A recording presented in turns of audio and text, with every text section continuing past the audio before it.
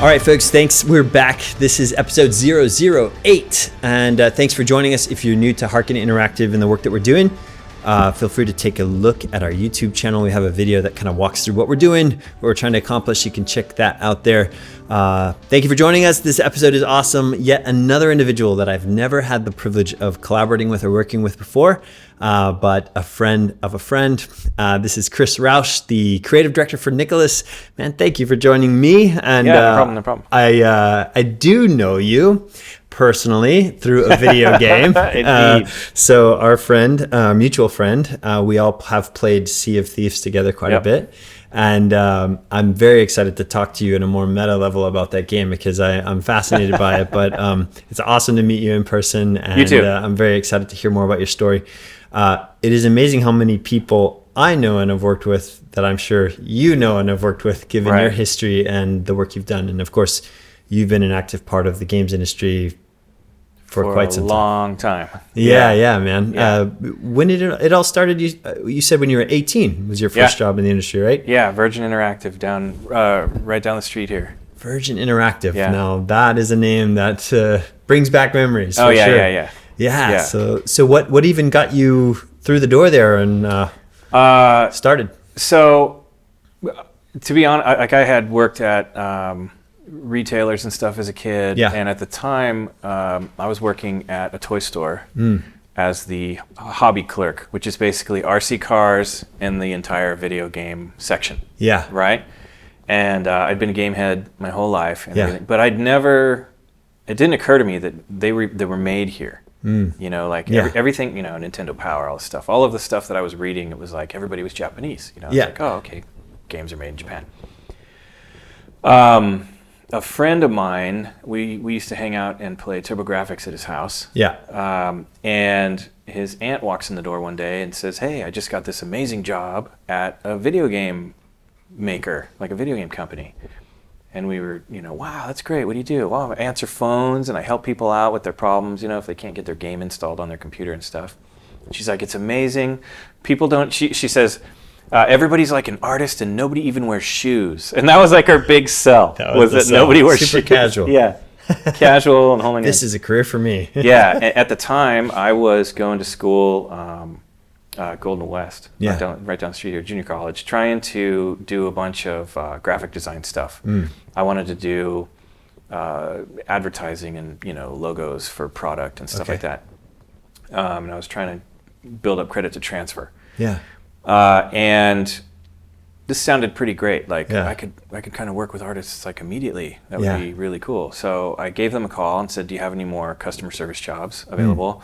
And the gal on the phone, you know, walked me through a little bit. And then she asked me how old I was. She's like, how old are you? And I said, oh, I'm 18. She says, oh, you don't want to be in customer service. You want to do QA. And I was like, what's QA? And she says, that's quality assurance. Like those guys play the games and then they just tell everybody what's wrong with them. And I was like, you're going to pay people to do that? Like, I will totally do that. I went down there, interviewed with my future boss and a couple other people and totally hit it off. And it was awesome. So cool. I had no computer experience other than some, you know, we had some programming classes, you know, in basic and stuff in high school, but I had kind of long since gotten away from computers. And they kind of put me in front of a computer, gave me a Genesis, threw Aladdin on it, which was almost done at the time. Right. And said, you know, show us what you can do and find some stuff wrong with it, and we'll see how you write. And that was kind of it. It was it was a lot different back then than it is now. It's a massive effort, right? And it's a very unfortunately temporary effort. You know, you build up for the latest, you know, AAA game, and then you kind of push everybody out and build up another crew when you're ready. Yeah. This was more of a permanent spot. Yeah. Small teams of 5 people working on like games that you'd be under the impression had a lot of people working on them. And that was it. So yeah, that's amazing. It was literally down the street here, about 2 minutes. That's down so the road. crazy. Yeah. Wow, memories, man. So that's awesome. So what year was that? We're giving your age here. 18 equals. That was about 93, 94, like the border of that. Yeah. Awesome, man. So I think I was 3 semesters deep in school, and that's then so that crazy. was it. And so you just got into it. Did you ever step back out of it from then, or was it just all games? I got in. Another friend of mine went in with me, and we kind of quickly realized we were like the youngest guys in there. And everybody else around us were bachelor's degrees and doing the same work. And so I was like, maybe we just shortcut something here. So you just saved 4 years. Yeah, and I had an art background. Sure. So I kind of jumped in with the producers and stuff of the games that were happening and would show stuff off and, try to get a little attention for stuff that would move me on. Yeah. And it worked. Like after about a year, I jumped over to the development building and... Yeah, you were telling me your first game that you made your way over to the design pit. You ended up in a lead design role. Tell me about that. No pressure. Yeah, no pressure at all. Yeah, so my boss went over to the development building, which was my goal. Like, we saw those people and the work that they were doing, and you kind of know, like, that's what I want to do. You could go the production route, you can go the creative route, and I was drawn to the creative side. Sure. He goes over to spin up a baseball game. They wanted to do a sports division, and they started with an internal baseball game and an external hockey game. And he brought me over. I was a big baseball head. We were Angels fans, local ball team. And he brought me over because, he had worked with me in the QA stuff. He liked the way I was, analytical and also kind of had a creative edge and stuff. And he brought me over to do AI. We had a programmer who had developed a script to pull AI routines and code out of spreadsheets. So I could draw up spreadsheets for the way a pitcher or a catcher or a manager or a batter are thinking in certain situations, with like percentages of decision-making bits and these massive trees. And we'd plug it into export, and that was it. It would pull out code that was the AI. I started doing all that stuff and kind of running with it, and eventually, for whatever reasons, they told me one day I came in and the previous lead on the project wasn't there. And I, asked, like, where's so-and-so? And my boss came in and said, well, he's going to move on to some other project, and we're going to give this project to you. So you're going to be the lead. And I was like, what? Welcome to making videos. Yeah. It threw me right into the fire. That's amazing. But it was awesome. Like, I immediately started learning so much stuff. Yeah, we had... I started cleaning up animations, and I directed a video shoot for, it was digitized real life players. And we went to this massive, elaborate filming deal up in San Rafael in an empty military base. They had these big hangars. And we rigged this truck with a huge green screen background at 45 degrees on a runway, basically. And then we had a camera truck that was on the opposite side, and we had those two running in tandem. The camera truck had 8 cameras, I think, on it to get front angles, back angles, whole 9 yards. When we'd have guys run, we'd do stationary bits where they were swinging and doing all that, and diving and doing everything else.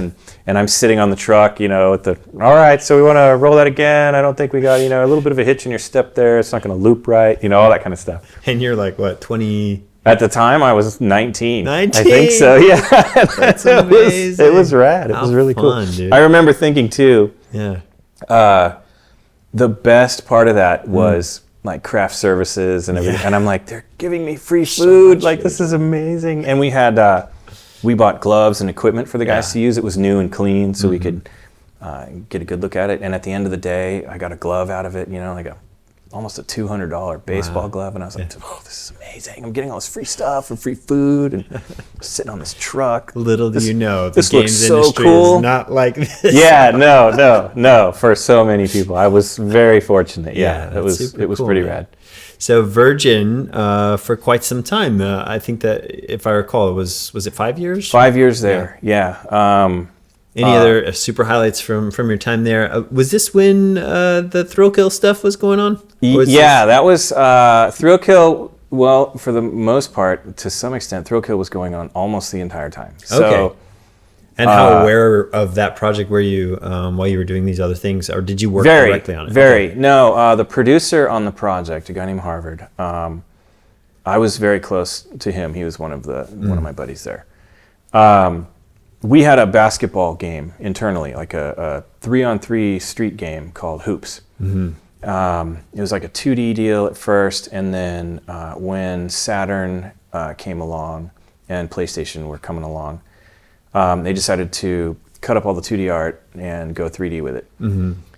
And the sports division was kind of waning. The baseball game was coming out, but I think Interplay was launching like a new game, VR Sports, and everybody was putting all this money into sports, and so they were struggling, and they were trying to find a way to make the basketball game work better or differently. Mm-hmm.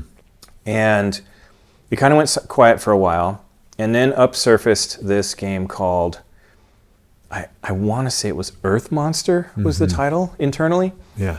And it was an Aztec. Suddenly there's this game where you're on this Aztec court, in the middle of a rainforest and an old temple. Yeah. And it has, unlike a basketball where the hoop is laying flat, it was tilted upward. So you'd be throwing it through the sides or something, I guess. Interesting. Yeah. So it had this like weird tribal vibe. Yeah, it's a cool alt sport or something, So they were doing that, and then that kind of went away. And the group working on it, who were external at that point, came back again now, that we're, forget it, it's not basketball anymore, but we have the 4 people running around. Now we're just going to make them beat each other up. Okay, that's cool. So I'd get a glimpse of it through the producer every once in a while and see it coming back up.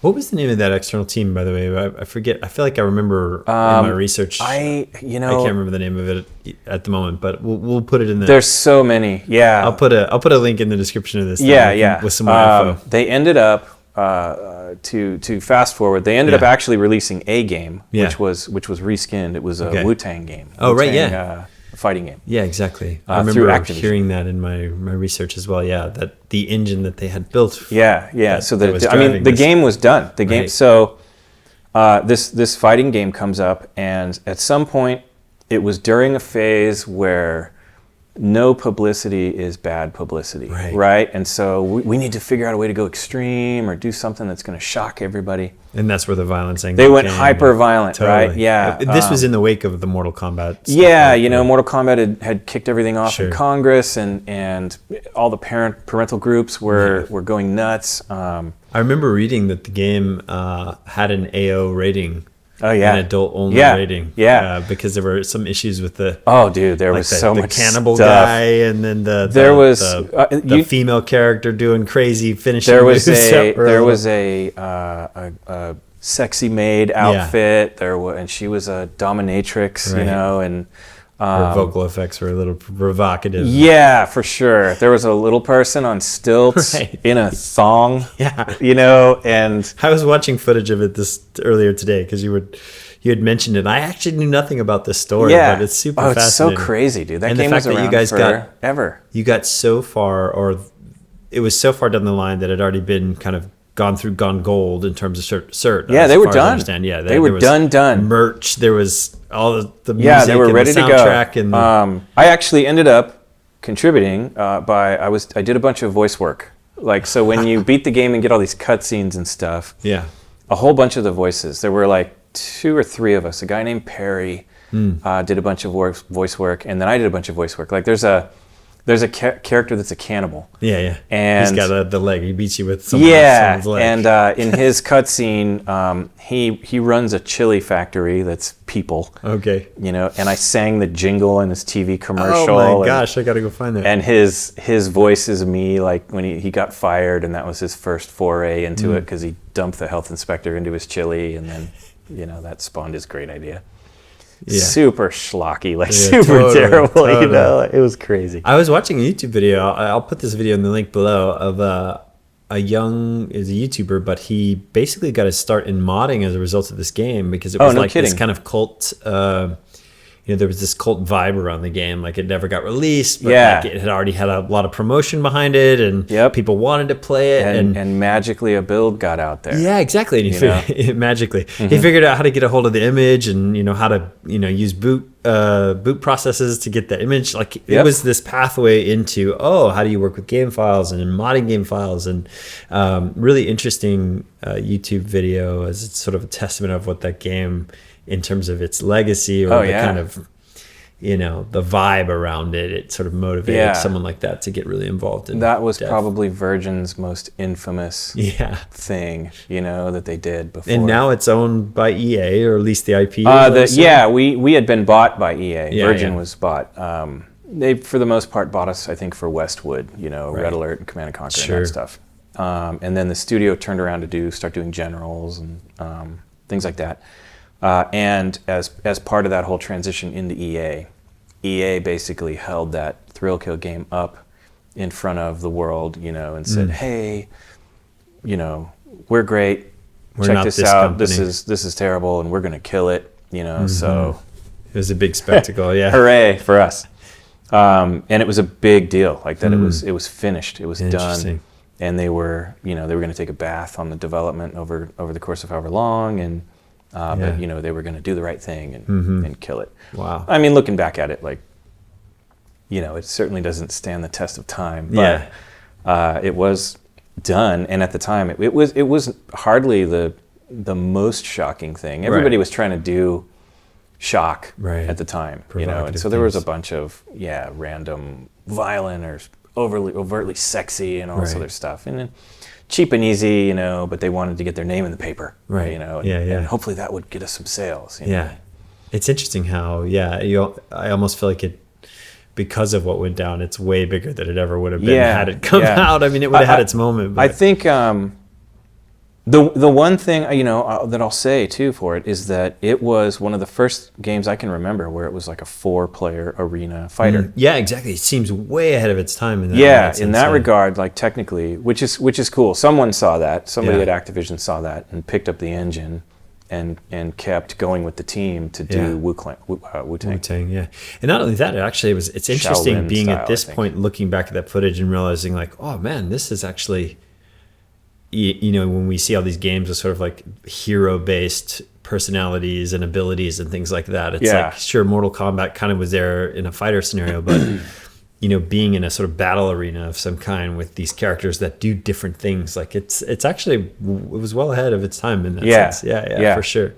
Super cool. And I was a huge Mortal Kombat fan, so even then you could see the difference between the two. For sure. This one's doing it because they love it, and this one's doing it to just try to get something going. For sure. Yeah. So your transition out of Virgin was into Neversoft, is that correct? Yep. And you ended up doing some work on Tony Hawk. And I worked on all the Tony Hawk games, It's amazing, man. E3 was in Atlanta in 98, maybe. And I had been pitching at Virgin to multiple management groups, EA being the last one, a skateboarding game. It started with a snowboarding game, and then 1080 and Cool Borders came along, and I figured, okay, well, skateboarding, I'm seeing more and more people getting back on skateboards. I was a skater when I was a kid. Right, okay. And I had a kind of a creative pitch for the most part, very high level, just like, hey, let's do a skateboard. You can have these modes and all this stuff. Very, uninformed kind of pitching process. And some people would tell me like, oh no, it's just a fad. It'll be dead by the time you're finished with the game, so nobody's going to pick it up or whatever. But I stuck to it, and then 97, 98 time frame, I had befriended a gal in marketing who convinced me to take a different approach. And she hooked me into a bunch of magazine editors and things like that. Skateboard magazines, Trans World, and Thrasher, and Power Edge at the time was a magazine that was going on. And they would give me their readership numbers and all their sales data, so that I could prove the size of an audience. Awesome, yeah. So she was, the readership, the pass-through rate on these magazines was way higher than a lot of anything that's not in a dentist's office, right? The pass-through on a People magazine is incredible. Hundreds of people read it because it's in every dentist's office. Sure. These skateboarding magazines had a pass-through rate of in double digits. Wow. A lot of times. So one magazine is read by anywhere between like 8 and 12 people, depending on the mag. 15 if it's like Trans World or some of the bigger ones. And so I built up these numbers and showed that we could do this. And Dreamcast was coming in. So at the time, they were having me do all these pitches for games aimed at Dreamcast. Okay. Which I forget what it was called. I forget the code name at the time. So I was working on, and I worked that in. Here's this pitch. Totally. Skateboarding game. I was a 3D modeler at the time, so I modeled up 3D. I showed them how you could texture and light low poly to make it look like smooth curved surfaces. Yeah. I still have a design doc for it. I have the pitch doc cool, at home. Dude. Yeah, I made T-shirts. That's amazing. Whole 9 yards. The line, so I could say, this can lead to other products. Yeah. It was called Concrete Warriors, and here it is. It's got this audience is in the millions very quickly. Hard goods for promotional purposes, and athletes, they're all very attainable. Right. And a lot of it's local too. Like all of these companies, there's kind of an East Coast and a West Coast, and it kind of spread through the West Coast and then hit the East Coast in the 90s for the most part. But a ton of these companies were here, and all these athletes, they were accessible. Everything was here. Yeah. And so, I kind of went in armed that way with the last one, and they shot it down.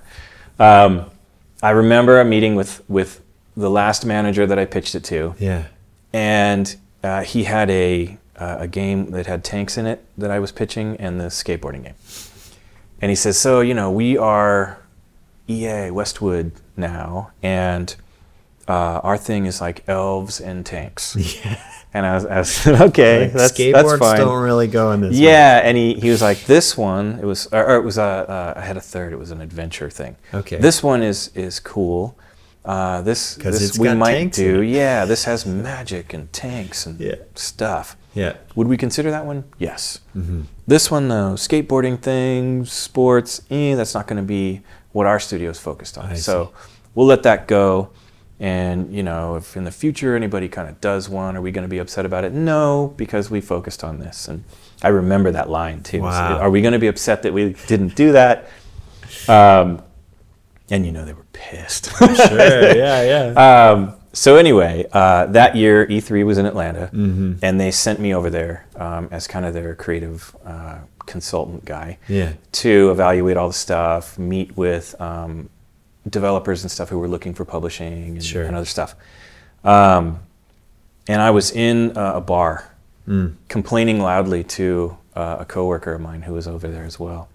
Why would anybody want to do anything fun like a skateboarding game? My God, blah, blah, being a jackass. Yeah. And this guy comes up behind me. Dude, every other word out of his mouth was dude. Yeah. And it's Joel Jewett. Who is the president of Neversoft. They were tiny at the time. Right. And he jumps over at our table and he's like, you want to work on a skateboarding game? And I said, yeah, I would love to work on a and he says, we're trying to do one. Like, we want to get one off the ground. He says, do you know anything about skateboarding? I said, yeah, I know all about it. Like, I'm dialed in. Yeah. And he says, well, we've got a couple guys and we're trying to build a prototype, but we don't have anybody that knows anything about skateboarding. I said, okay, well, yeah, that's cool. Let's talk. I'm ready to get out of here. Yeah. And he says, but unfortunately, we're in LA, so you're gonna have to come out. And I said, well, I'm from LA, so it's fine. Yeah. So it was perfect, man. The universe just put us in the same bar. How fascinating. Mind you, I'd come to find that myself and Neversoft, we'd spend a lot of time in bars. Right. So it wasn't out of the ordinary. It turns out. Yeah. What was skating, the idea of skateboarding games sort of in the ethos? Like, how likely was it that they were working on a skateboarding game? Because it feels like at the time, zero. There I'm trying were to think of the other games. There was that Skate or Die game. Was that pre Tony Hawk? But the Skate or Die itself was an old EA game. That was super old, like Commodores and that was like NES, arcade. Days, 720 was a big hit in the arcade. That was an Atari game. Skater Die was effectively the home. 720 was the arcade thing. Yeah. Skater Die was the home consoles thing. And then for years, nothing. Yeah. Because skateboarding itself kind of ran in waves. It peaked up in the 70s, and then died out. Peaked up again in the early and mid 80s, massively, but then died out again. There was no place for people to ride skateboards. Everybody that wanted to, there were these massive skate parks around at the time that all went under because of insurance reasons and liability and all kinds of stuff like that. Too many broken bones going on. Excuse me. And then in the early 90s, skateboarding kind of became underground to an extent. Yeah. It went from big giant vert ramps to mini ramps. Everybody was doing all these really technical tricks on mini ramps and starting to ride in the streets and do handrails and all these technical tricks. Yeah. Like freestyle in the 80s was all the crazy flips and stuff and all the balancing act on these little skinny, flat, dead flat popsicle stick boards. Right. And it wasn't as cool, as vert, as riding half pipes. Yeah. So it was kind of the little sideshow at all the big events and things. Yeah. And then at some point somebody realized like that stuff is amazing. Like the technical ability for these guys is really incredible. And one guy in particular, Rodney Mullen, took that stuff into street skating, which was coming up at the time. A lot of guys were riding and sliding on curbs and doing stuff like that, doing grinding things and whatever, riding little banks and transitions and doing wall rides. But then Rodney came in and brought flips and all these crazy things to the equation. So guys would kind of loosely ollie down a set of stairs. It's just part of a watch me tackle terrain. Sure. And it would not be a problem. And then Rodney would come along and go, well, we can like flip down this stuff too. Yeah. Like we can do tricks. That's crazy. And it kind of exploded after that. So it was kind of on an upswing again. It took a while to get out of, mini ramps and big pants and all this totally. stuff. But you were starting to see people pop up around town again on skateboards. And skate parks now had started to slowly show up. So kids had a place to go. So now the audience is actively engaged, and observers are watching what skateboarding is now, which the last time you saw it, it didn't look anything like this. And now it's incredible. Yeah. So there was an awareness of the sport. Yeah. But then in terms of video games, it still wasn't there. There was a Japanese game that EA had signed called Street Skater, SK8ER. Yeah. And it was kind of a mimicking an arcade game that actually was a huge influence for Neversoft, called Top Skater, which was you stood with some railing on either side of you, and you stood on a balance board effectively that pivoted, and you ran a downhill race. And if you cranked on the board when you went off a jump or something, you'd do a flip or whatever. And it was just fun and cool. Yeah. And so Neversoft had seen that, Joel and those guys had seen that, and said that was what they wanted to do next. They were in a really good spot with Activision. They had just saved a project called Apocalypse. It was like a PC project, and it was all blown up out of proportion, and it was in development hell. Neversoft came in and said, we can take that and cut up what you've done and make an action game out of it and save it, and you can at least hedge your bet on this thing. It had Bruce Willis in it, a little action star. Yeah. And so Activision was kind of at a position with them where they said, what do you guys want to do next? Because we're really impressed with what you did. They had their own engine. Neversoft had their own engine, which was kind of a rare thing at the time. And it was good. And they said, well, we think we can do a skateboarding game. Like, would you guys be interested in that? Yeah. They said, yeah, we're listening. So I had gone in there after E3, flew back and went down there on a weekend, and Joel and some of the Activision execs came in and were showing me their engine. They had they loaded up Apocalypse, which is this battleground, and here's Bruce Willis, and quick little bit, and they snap a little board object to his feet. And pull some vertices up in the ground plane to make kind of a rudimentary half pipe, and they wanted to show me like, look, our collision already obeys angled surfaces and stuff. So, we can get Bruce to do this. We can get him to do fakies in a half pipe, and he just kind of goes back and forth with a gun in his hand. That's amazing. The birth of Tony Hawk, Bruce Willis. Yeah. I never knew those two were tied together. Yeah, and I'm looking at it like, this is cool. Yeah. Like, you've got it. So you've got all the tools. Like, let's do. What do you want to do? Yeah. And they were talking about Top Skater, and and they knew what they needed. They knew they didn't have the skateboarding background. Yeah. But they were geniuses, man. That was an incredibly talented group of people. And Joel himself was, like his public persona was like, brash and extreme and cool. He was, he was an extremely cool guy, right?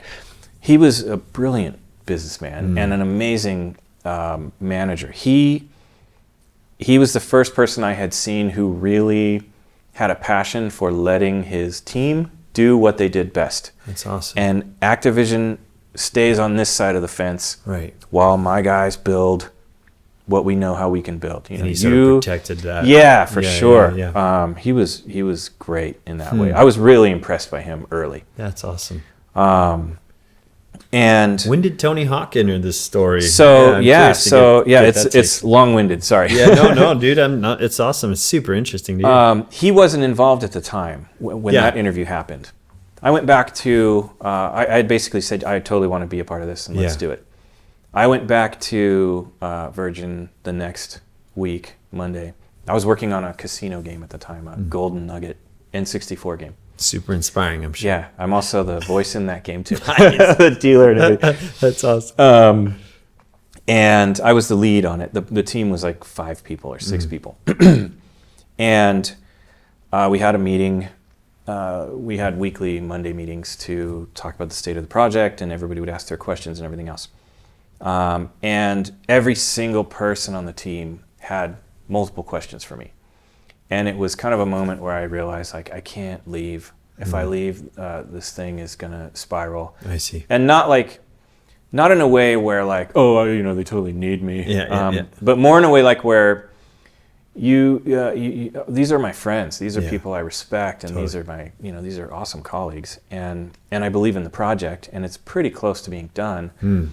And it would just be bad form to go and risk some extreme decision to, like, okay, we'll forget it. We'll just lop it off. Because it wasn't a critical project for the company or anything. It was almost something to just bridge the transition to EA, Westwood, all that kind of stuff. And so I called Joel back and I said, hey, man, I can't go. Like, I can't do this. Keep me in mind. Sure. Like, I really want this to happen, and I wish you guys all the luck. I'm going to be rooting for you. But I can't, I have a kid on the way. Sure. And and they were tiny. They were in a place not even this big. Yeah. And of the space, like, this is where people were developers, and this bit would have been the kitchen. Wow. Like a fridge. And a microwave. Yeah. So I didn't end up going right at that point. And I think maybe 2 months or so had gone by. And there was a website called Daily Radar. And it was basically just a list. The web wasn't real huge with gaming websites just yet. IGN's precursor, like Snowball and all this other stuff, Happy Puppy. There was a couple websites out there. But this particular website that I would go to was just this list of headlines. And I'd scroll through it, and find something interesting, read an article or whatever every night. Yeah. Scroll all the way to the bottom one night. And it says Activision's in talks to sign skateboarder Tony Hawk. I was like, no way. Like, they're totally doing it. They're going for it. Yeah. And then at that point, our game was just about done. I think it was heading off to manufacturing or whatever. And I'm like, I have got to go be a part of this. That's so cool. I actually was there for 5 years, and I had a bunch of vacation built up and everything else. And so I wanted them to let me go. Gotta let me go, man. I can't leave, or I'm leaving money on the table, and I don't know that I have that lined up. And they started asking me all these. I remember a meeting where I knew it was over. We were done. They brought me into a room and they drew a pie chart on a whiteboard. Yeah. And they put like traversal, puzzle solving, story, whatever. And it was this pie chart, these 3 things. Yeah. And he said, now let's stand back. This was this big design exercise. Yeah. Let's stand back. Now, what do you think if I tell you Star Wars? And I go, so what do you mean? He's like, well, like watch what happens. Star Wars. Now think about that. I was like, okay. And then he goes, whatever the other, Indiana Jones. And I was like, okay. Yeah. And then some new original thing, or the one actually that I had pitched, the kind of adventure. He's like, this one. And I'm like, well, what? Yeah, what do you want? And he goes, this is the way we're going to develop games now. Anything we throw at this formula will just work. And I'm like, oh. He says, what do you think? I said, well, building a box to sit outside. I just let him have it. I'm like, right. I think you are so backwards. It's ridiculous. I've never heard of anything so absurd. Right. And just kind of became very unafraid to speak my mind. That's cool. And he had nothing to say, stunned. Okay. Yeah. And then eventually he got called into a meeting. We kind of feel like you don't want to be here anymore. So, we want to part ways. I'm like, yes, let's do that. Like, we're good. So the setup was, the big part of the story is I come home on a Thursday and I go, hey, babe, I'm not working at Virgin anymore. Right. Like, we're done there. She's like, oh my God, what? Like, you don't have a job? I'm like, oh no, but here's the thing. I'm going to get a big vacation paycheck because I never took vacation ever. I got all my sick pay. They're going to pay me out. And I'm going to make a phone call right now and I'll let you know what's up. I go back into the bedroom and I call up Joel. And I said, hey man, I'm available. I will be there in 5 minutes if you need me. And he's like, yeah, we still totally want you. We still need you. Like, we are rocking and rolling and we've got some stuff I want to show you. Can you be here on Monday? And I was like, yes. So cool. I got a payout, I got a 3-day weekend, and then I started it at Neversoft on Monday. That's amazing. It was awesome. Another happy moment in gay dev. Yeah, totally. Those rare ones. You gotta find them. So yeah, I went out there, and the first thing he did was slid me a list of other skaters that they were looking at signing. Names Tony had given him, stuff like that. Asked me for input on like music. Sure, and, wow. Start giving us ideas for places to model. Here's our game so far. And they had built a top skater-like aqueduct. You would run down this aqueduct, skate down the aqueduct, and at the end of it was a room with a pool in it, which was the eventual warehouse. What was it called? The park level, I guess. It became the demo. Okay.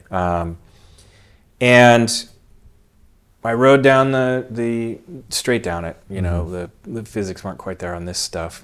I got to the end where the pool was and just rode around in the pool for 15 minutes. Yeah. And they're like, yeah, that's what everybody's doing. And I said, well, this is what the game is. The game, like, you don't want Top Skater. Totally. You want 720. You want to have this open world kind of thing where you can create, like you can link things together and do stuff. So there were these concepts of rings you would jump through. We got rid of all that stuff. Totally. I was a big Mortal Kombat fan, and they wanted to do, one of the skaters, a guy named Bob Wernquist, had done in a contest on accident. There's a trick called a Smith grind. You swing up on the lip of a ramp, and you hang your back truck, your back axle, on the railing, on the coping, and you grind with the front truck kind of hung off. Okay. This is called a Smith grind. He did it, and he lost his footing on it, but there was footage of it where his front foot came off, but he recovered. So it ends up being that he does this one-footed Smith grind, and like physically, the board is away from his front foot, and his back foot is he's just grinding, hanging everything together, and he kind of catches it and brings it all together. Yeah. And they said, we want to do these signature moves for these guys. We're going to do, like, Bob did this one-footed Smith, and we want to do, like, this one-footed Smith. So we need signature moves for everybody. Oh, how fun is that, man? You just got to carve out these really fun. Not everybody had done anything like that. So we were kind of making stuff up. Yeah, inventing moves. Chad Muska was another one, and he had a famous clip where he was kind of a character. That's what skaters at the time were. You'd get recognized and become popular based on like a persona. your persona. Yeah. Muska was like the hip hop kid, crooked hat, one leg of his jeans up, one down, but super talented skater. And there was footage of him. He held his big boombox, listening to his tunes, and he did a handrail down a bunch of stairs on a handrail, and with the boombox in hand, and he didn't miss a beat, clean and everything else. And that was like his deal. And we're like, okay, so we're just gonna have him pop out a boombox and go for that. That's cool. Tony, was like one of the most technical vert skaters ever at the time, one of the most accomplished. And there's a trick called McTwist where you kind of invert and do a 540 spin and come back in.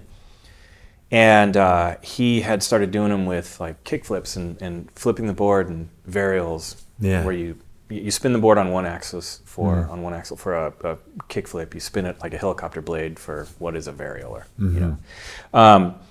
So we had him do the McTwist, and that was his big signature move. Yeah. And then I was a huge Mortal Kombat fan, and so I brought like the special meter to the table. Like, hey, we should make this a mechanic. You have to earn your way to do this thing. Like in the fighting game, you have to beat up the guy and win, and then you have an opportunity to do this thing, but you can still screw it up. So, we have a secret move, and we can, give it away, and people like Tips and Tricks magazine loves that stuff. Totally. So we did that, special moves and signature moves and everything else. That ended up leaning toward what is the big story for Tony Hawk, and everybody tells about exploding, was that Tony at the X Games, just before the game, like the game's done, we're done, we're in test, and that's it. There's no new stuff going in. And Tony does a 900, and it was the first time anybody had landed one.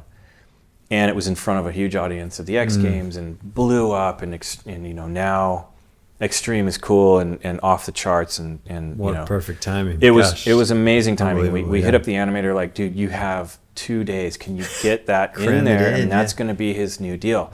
So Tony ended up having 2 signature moves. One of them, we got the 900 in the game. Cool. So like the timing of everything was perfect. The universe, all the stars aligned. It's everything. The second was time great. you said that about your life, man. It's so cool. And that was it. Like the game exploded. Yeah. The demo was super popular. We knew pretty quickly when we were playing it internally and like addicted to it that it was something special. That's so cool, man. Then, to be able to build that too out of nothing. I mean, not nothing. Something's exploding. I'm hearing that. We're gonna get taken over here. But to build that out of have no reference really. I mean, you have these older classic games, but nothing like that. Yeah, and, no. That's amazing, man. Like that really is.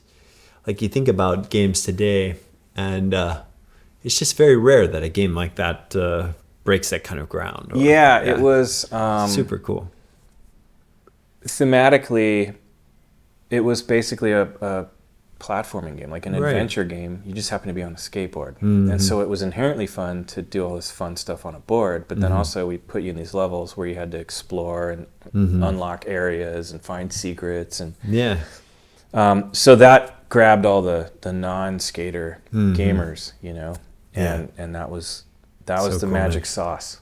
That's so awesome. Yeah. So you got to be a part of that franchise for 5 additional titles, or 5 total? 6 total titles. Stayed at Neversoft, worked on the first one. Yeah. 2, 3, 4. We had another team going that was doing the Spider-Man game on PlayStation 1, and so for Tony Hawk 3, we all merged, and that was the PlayStation 2 era. So the team got real big. The game kind of, became a lot more arcadey and fast. And did 4. For 4, we went back to making it a little more technical. We changed the way the goal system worked so that instead of just 2 minutes and trying to do all this stuff, you actually had to do skateboard tricks. Activision met that with a concern that it was too hard. So they wanted to go back to something else. So then for the 5th one, we changed it up, called it Underground, and made you, instead of the pros now, you were going to be your own created character and kind of walk you through this storyline. Sure. That stuff was cool. I really liked that. Cool. Yeah. Kind of an RPG element, now you're in the day in the life. And super cool. Did that for a couple of them.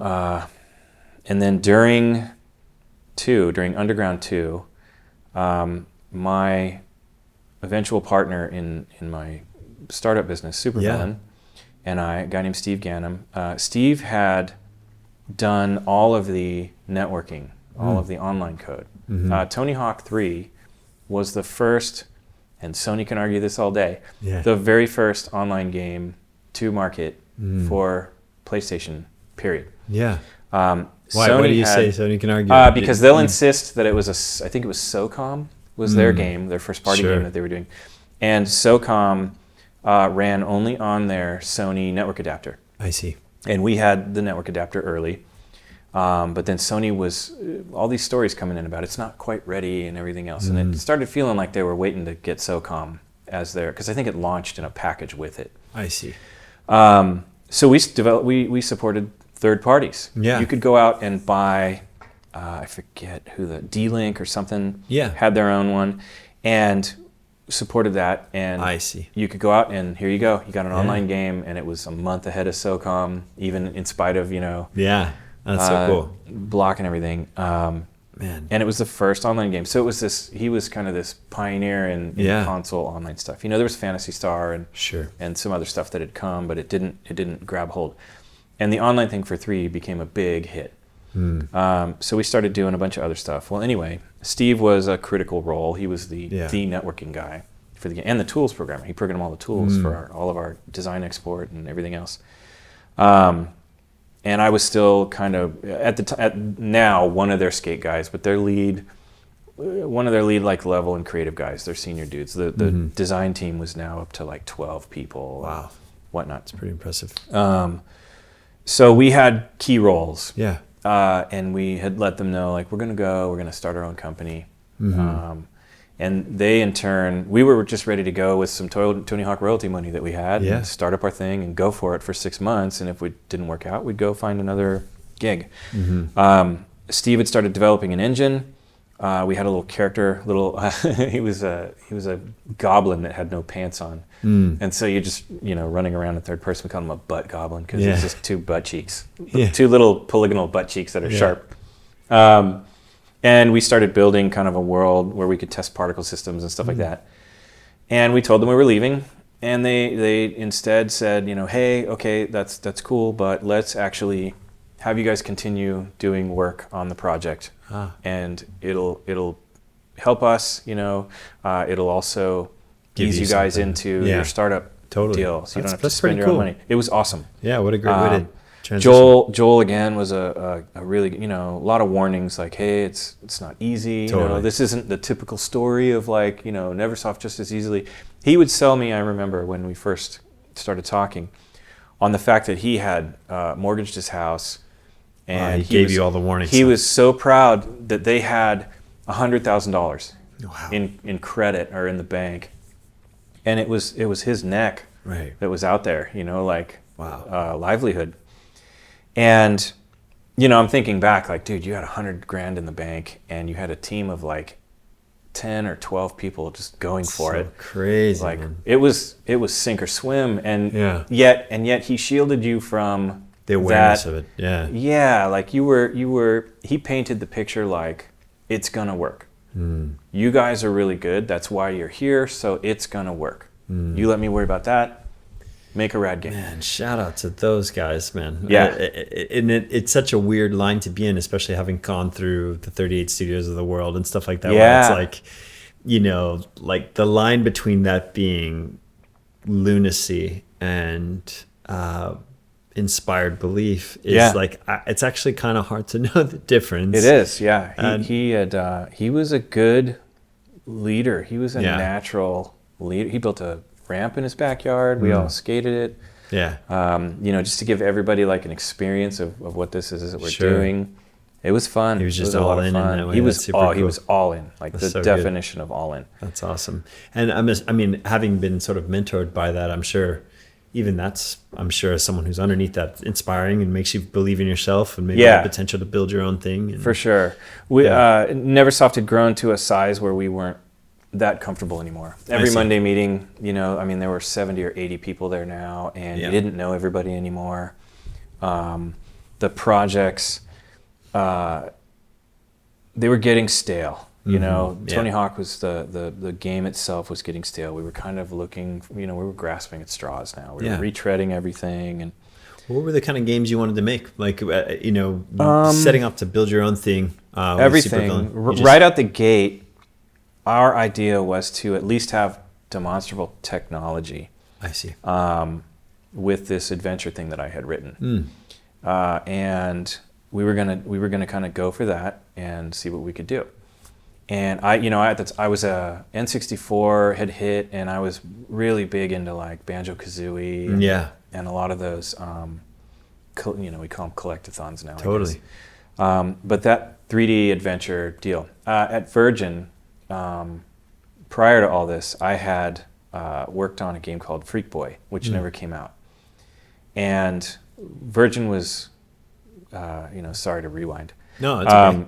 Virgin was crazy. This development building that came up, and Viacom dumped a bunch of money in it, and we had 5 teams going, and it was all this stuff happening.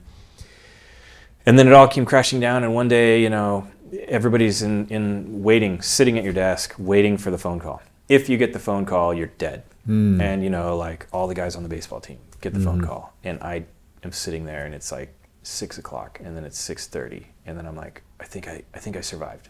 You know, and no one was there to confirm and then that you survived. and then you leave the building and you realize like there's 5 people Wow. in this whole building left. Crazy. There was one team left upstairs, Freak Boy, which was our Mario killer, right? They had gotten test kits for N64 or development kits, which were massive Onyx silicon graphics machines. Wow. Which they were the size of a table, you know, like they were ridiculous. Yeah. And these prototype controllers that were SNES boards, controller boards, with like an RC car analog stick strapped onto it. And I forget what there was a handle on it. And this was what was given to you to work with. And so we're like, oh, you know, you got analog and all these buttons. Yeah. And they were making this game called Freak Boy, which was this kind of sci-fi 3D adventure game.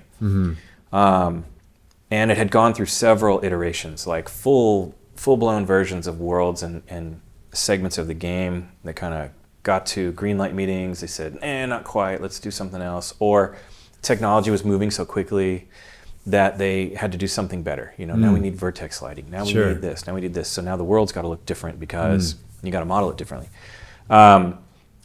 Freak Boy was a segmented 3-piece character. He looked kind of like a science fiction knight, and he had a headpiece and a torso and legs, and he floated around and he picked up objects that would morph into the various parts. There's a gun, right? Yeah, you yeah. could jump on the gun, and it would morph your feet into a gun, and in your foot segment, the gun would be a tracer. It would trace the ground and ride walls and do that stuff. And if you hit a shoulder, you would, morph it up into your midsection. And in your midsection, it was a machine gun, just spray. Yeah. And if you morphed it up into your head, it became a sniper. And so it was, the mechanic was awesome. Yeah. All these parts, armor did different things. You know, you shove the armor down into your feet and you could walk across lava. You put it up into your chest and you could, take an impact or whatever. Yeah. You put it on your head and you could magnetize to a rail and get across the ceiling. Dude, interesting. Stuff like that. Yeah. So we were building all these puzzles in this world. I forget what I was going with that. So Supervillain. So I'm assuming this is a big inspiration. We were all about that kind of development. We had done it. We were going to do more. We were going to make this adventure game. Not thinking to myself, like, that team was pretty good size, and this is more than we can do. Yeah. But at least we were just going to build a demo. Yeah. We knew that. So myself, Steve Ganem, who I worked all the way back at Virgin with on the gambling game, the Golden Nugget game, left Neversoft, brought in a guy he had gone to college with named Tim from Blizzard. Right. And we were kind of the 3 partners, and then we grabbed a couple people, artists, and we had 6. And Tim had worked. He was like Tim a had worked at Warcraft. the Activision stuff as well prior, right? Or was that after that Because he worked on Command and Conquer stuff before that, right? He did, yeah. Actually, I interviewed Tim while I was at Virgin to come on and be like a junior design guy. Huh. And then, years later, everything comes back around full circle. Yeah, and he's college buddies with Steve, and he's now, kind of a prominent design guy on Warcraft. Yeah. And now he leads In Exile, right? I believe. Yeah, I think he does. I think he's on the Wastelands project. Yeah, Wasteland 3. I just talked with one of their concept artists like last week, Dan Glassell. Concept artist. Yeah. He's super cool. Definitely a familiar name. Yeah. We got guys. I brought in one of the Tony Hawk guys that was my partner, my art partner. The way the Hawk stuff broke down were these two-man teams, an artist and a designer, and I would model everything and do all the hookups and all the technical stuff to make you grind and get errors and set up gaps and do all that. And then the artist would come in and do all the texturing and lighting. And so we would work together, and we worked together great. A guy named Chris Glenn. So we brought him in. He was going to be our art director, and two other artists from the EA Westwood side of things that I hadn't met. They were kind of after my time, and we went for it. We got that contract, so it was nice and safe. We were getting paid for a while as long as we were delivering, and then we went from there. Activision was really happy with what we did. They gave us the PSP version of Tony Hawk Underground called Remix, and Sony was really impressed with all of our networking. We had pitched to them the features that our engine could do, the things that our engine could do, which were kind of ahead of their time at the time. Yeah. We had normal mapping, and that was just kind of starting to come into its own. And then we had parallax mapping, which was another layer of normals where we were using it in 2D, where we could have 2D line art that would parallax inside the texture so that it looked like there was depth.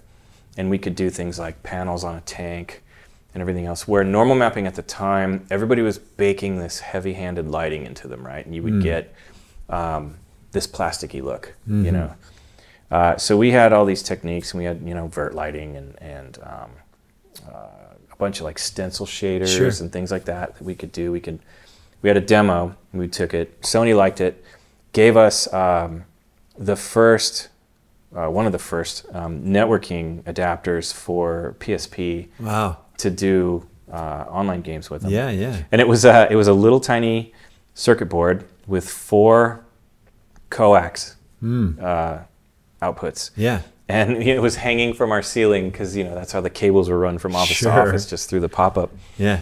And there's this little thing, and so we were playing networking games and doing it all. Cool. And it was cool.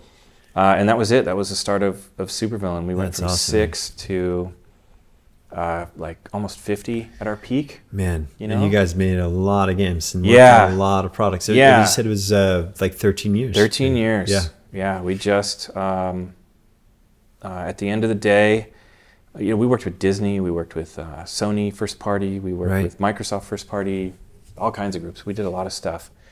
And when mobile hit, we kind of made a conscious decision to go on our own. No more, we weren't going to do publishing contracts or, work for hire. I'm sure that's a tricky thing to try to wean off of, or like, it is, once you get in the rhythm of that, like figuring out how you carve out the space to continue to pursue your own work. A lot of peers had started development groups and everything, and we were seeing them kind of die off. Yeah. Because it was so hard to adapt. If you're too big, it's hard to shift into small projects and small thinking. If you're too small, you can't take on the things that people want to give you money for. Right. So we were kind of in the middle, and we were very adaptable just by way of the fact that we had bounced around from so many projects and broken the team out in so many different ways and organizations under the one roof, that we kind of made it work. We had a big original Disney contract, and we were building up the team, and that was one of the last times. God, we did so many different. We sold the company. We ended up buying it back from the people we sold it to because they went under. It's so crazy. Yeah, so many. Talk to me at a stories. high level what that was like too. Like, going out on your own, was it what you expected? What were some of the biggest challenges? Maybe give me some of that high level transition for you as someone who was working in the games industry from, being able to focus down on product, but then now you have this, not that I'm sure you were aware of your teams prior to this, but this stronger sense of accountability and sort of responsibility as it relates to, what someone like your previous mentor was doing on your behalf. What was that transition like for you? And maybe what were the biggest lessons during this decade plus of time with Supervillain for you? Responsibility was a key thing. We'd only ever worried about ourselves, right? And our function on the team and the team as a whole. But then all of a sudden you're responsible for the livelihood and real life of all of these people. Yeah. And Joel had rubbed off quite a bit in terms of some of that stuff, like keeping everybody focused on the good, so that morale doesn't sink if you feel like you're struggling and then you don't get anything done or the work's not good. We actually built. It felt pretty natural. I feel like we were just. You'd been in the industry for a long time at this point. I feel like we were those kinds of people in general. We built a really great culture. Yeah. Like, people liked working at Supervillain. They liked coming to work, and that was a huge success. We were able to keep people motivated through. We had all of the ups and downs. We had a lot of real life happening with people. Good, bad, ugly, you name it. We had so many things going on. By the time you have that many people under one roof, everybody has a story, sure, or a need, or whatever the case may be. And we tried to cater to everybody, and I feel like we did, or at least we did a decent job of people. We never had a closed door policy. We always were open with it. That was another Neversoft thing. We were open with the team. The team knew what was going on at all times. Yeah. Having people in the dark, or, when I had been around at Virgin when it sunk. Yeah. So I knew what it was like when management started going quiet. That vibe you get, and then everybody's just nervous and distracted, and no one's constructive anymore. We didn't want to do that, and Joel never had that, going on. He had a level of openness that was crazy. It was in direct contrast to when we were doing the EA, when EA bought up Virgin, whatever. They brought in this secrecy policy where you weren't supposed to talk to. Your best friend could be on another team in the same building in a room 20 feet away from you, and when he comes out and shuts that door, he is not supposed to tell you what he's working on. Wow. Period. And you won't see it until someone else decides that everybody's allowed to see it in the building or whatever. You could go to lunch and you're not supposed to tell each other what you're doing. Is the reason behind that just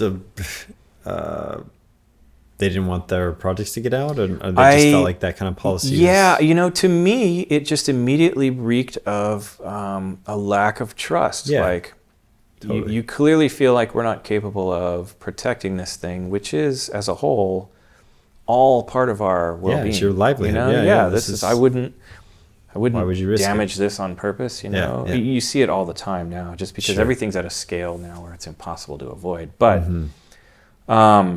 then jump to Neversoft, where everybody, like the Spider-Man guys and the skate guys, the Tony Hawk guys, all talk to each other all the time. Totally. You can go over there, play the stuff. It's cool. What are you working on? Oh, that's really cool. Whatever.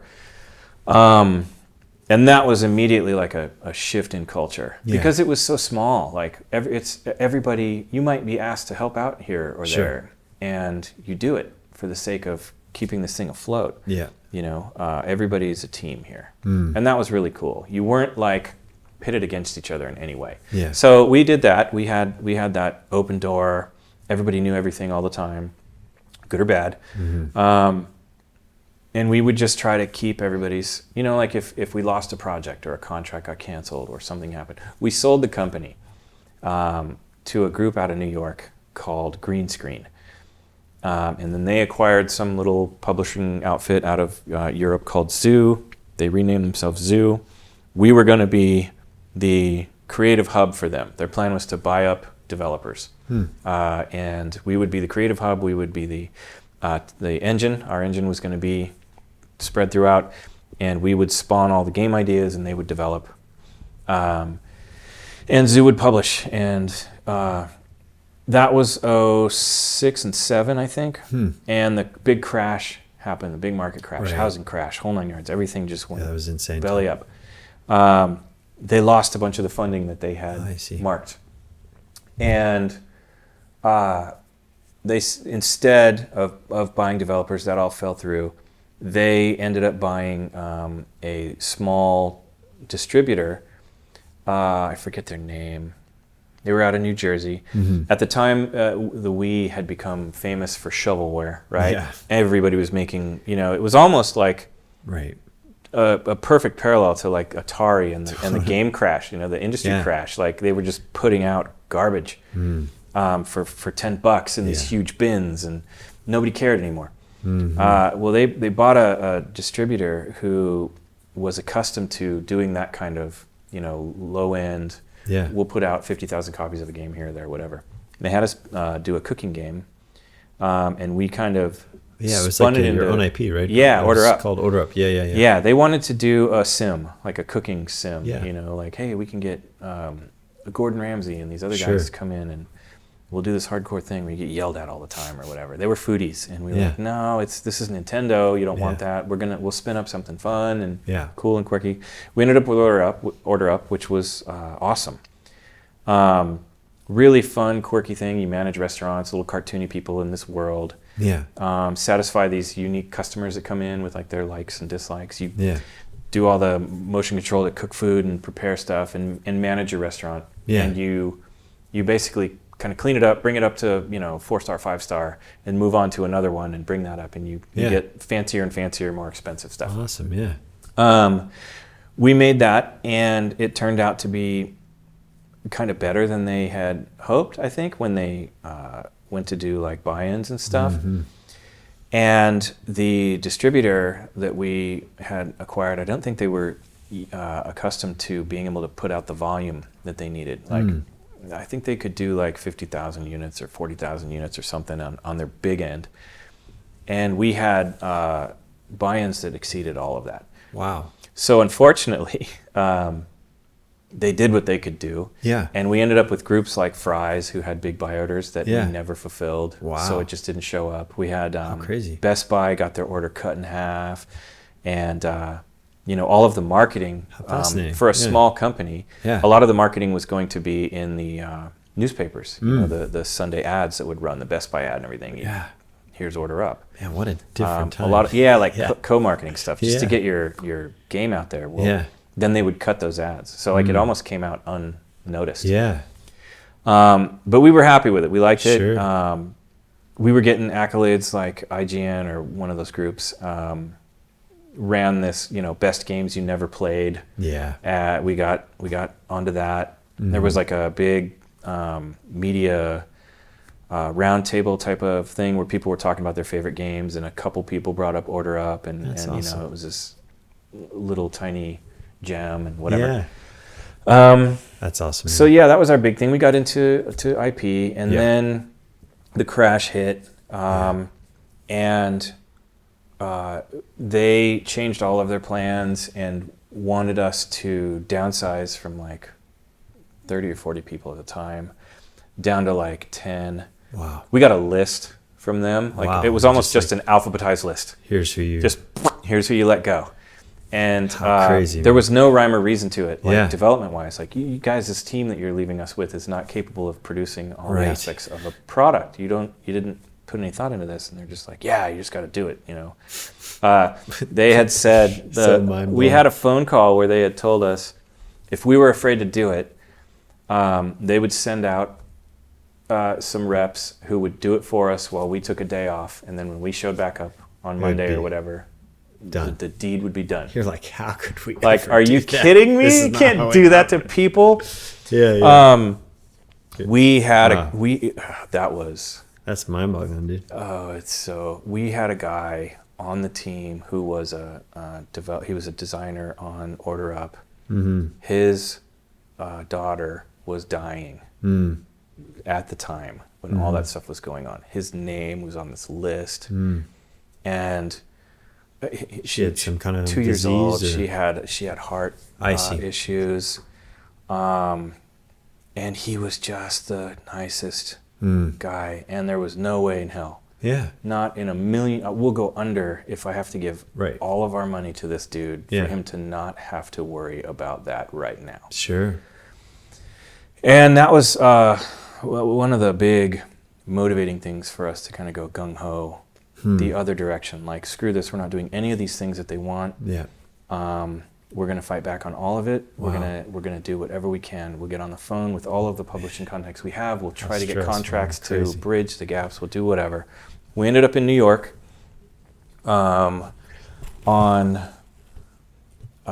during the week, and had a meeting with them where they described everything, and we said, no, that's it. You can cut us off, or we can take the company back. Right. They owed us a bunch of money still. A lot of the buyout stuff was deferred, and so we said, we'll relieve you of all of that. We don't care. Right. We'll leave you. We just want the company. We just want this back. We have confidence and faith that we can keep it going.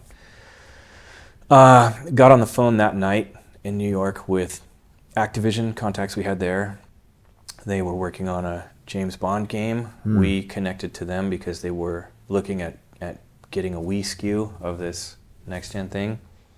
We had a handshake in place. We told them, let us go, give us one payroll, and you can walk away from everything you owe us, and we want our IP back.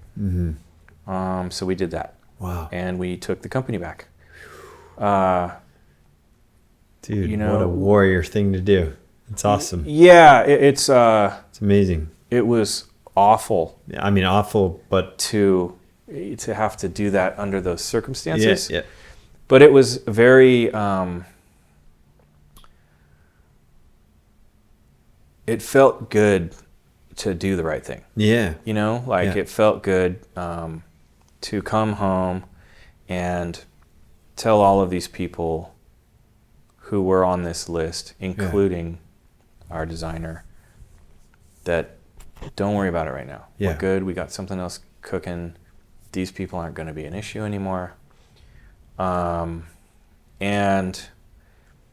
at the very least, we took that part of the stress off of someone's plate so they could deal with their real life stuff. And that was awful. Man. We didn't sleep.